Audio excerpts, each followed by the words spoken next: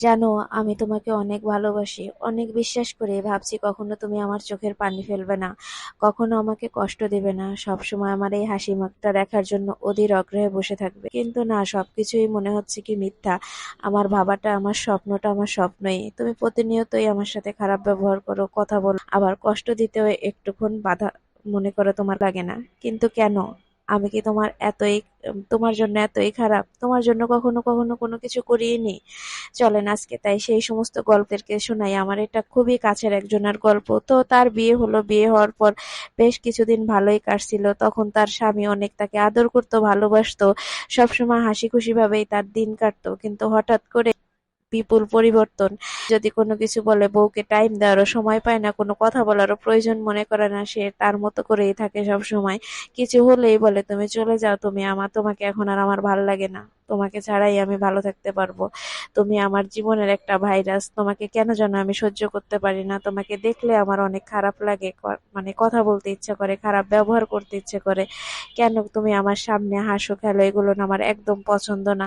তুমি আমার থেকে দূরে চলে যাও, আমার তোমাকে এখন আর প্রয়োজন নাই।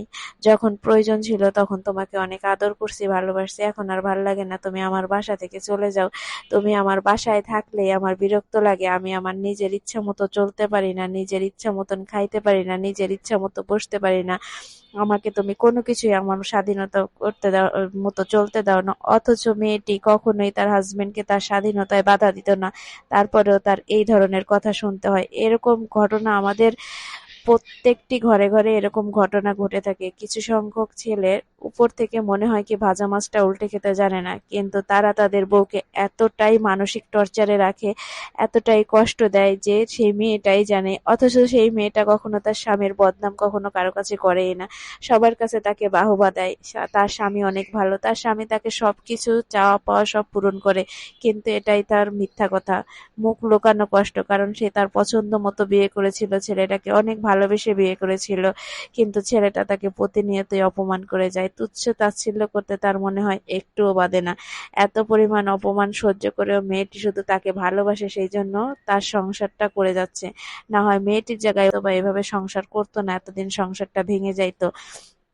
কেন যে ছেলেরা এরকম করে, কেন যে ছেলেরা একটা মেয়ের চোখের পানির মূল্য দেয় না, এই কেনর উত্তর আজও শত শত মানুষের মনের ভিতর রয়ে যায়, কেউ এই উত্তরটা পাই না। আর আপনারা যদি আমার ভিডিওগুলো ভালো লেগে থাকে তাহলে অবশ্যই আমার চ্যানেলটিকে সাবস্ক্রাইব করে পাশে থাকবেন, আর লাইক কমেন্ট করতে কিন্তু একদমই ভুলবেন না। নিত্য নতুন গল্প ও সুন্দর সুন্দর ভিডিও পেতে আমার চ্যানেলটি এখনই সাবস্ক্রাইব করুন। ইনশাল্লাহ আমি আরো নতুন নতুন গল্প নিয়ে আপনাদের ভিতর হাজির হব। তো আমার গল্পটি আপনাদের কাছে কেমন লেগেছে অবশ্যই কমেন্ট করে জানাবেন। যদি ভালো লেগে থাকে তাহলে নিশ্চয়ই আরো সুন্দর একটি গল্প নিয়ে হাজির হব। এখনো আমাদের দেশে হাজারো মেয়ের এরকম বুকে কষ্ট চাপা রেখে বসবাস করে। তো কেমন লাগলো অবশ্যই বলবেন। আল্লাহ হাফেজ।